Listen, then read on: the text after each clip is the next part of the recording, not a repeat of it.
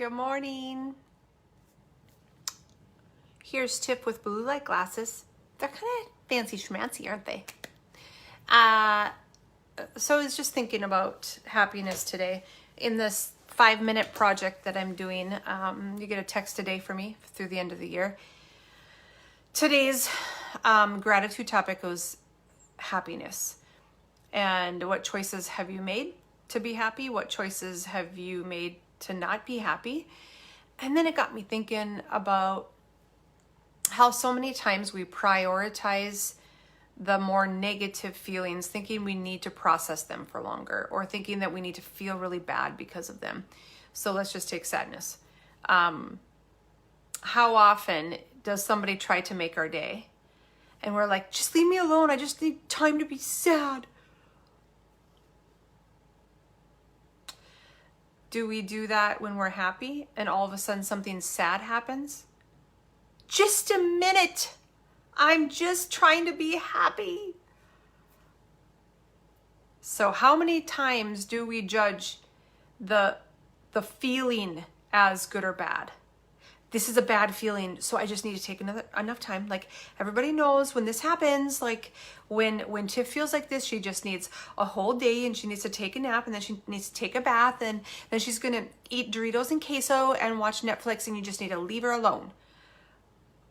Or do you choose happiness and sadness at the same time? Can you feel sadness? And can you also not suck? Can you feel both of them? And I say suck as like a personal, that's how I feel when I'm stuck in that place. I feel like, oh my gosh, come on, move through. So instead, we think we need to sulk for much longer. And in the meantime, there's somebody that's trying to make us feel better, that's trying to make us feel happy, that's maybe wants to take us out on a date, that wants to bring us flowers, that sends us a message that says, I love you. And we're like, let me be. I am sad. But we're supposed to feel all of the feelings at the same time. Why do you prioritize sadness or regret or fear or anger or anxiety or depression? Why do you prioritize those over the other ones? It is your choice. It's your choice what you live in. Nobody else can bring that emotion to you, because actually emotions don't even have a rating scale of good or bad. It's how you process it. It's how you see it. It's how you judge it. So what you think is bad or sad or would really make somebody mad is not what someone else thinks. So that's just it's moving through your discernment filter. So maybe you can choose differently. Maybe you can just be aware of, like, wow, I totally put sadness on a pedestal, or fear or anger or depression or anxiety on a pedestal. This is how I feel. Leave me alone. I'm just going to be in misery. Just let me be in misery for the rest of the day. But what if it doesn't need to be like that?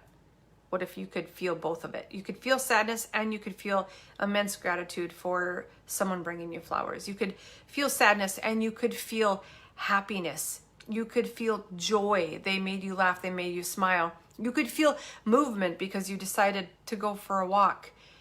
When we start to live in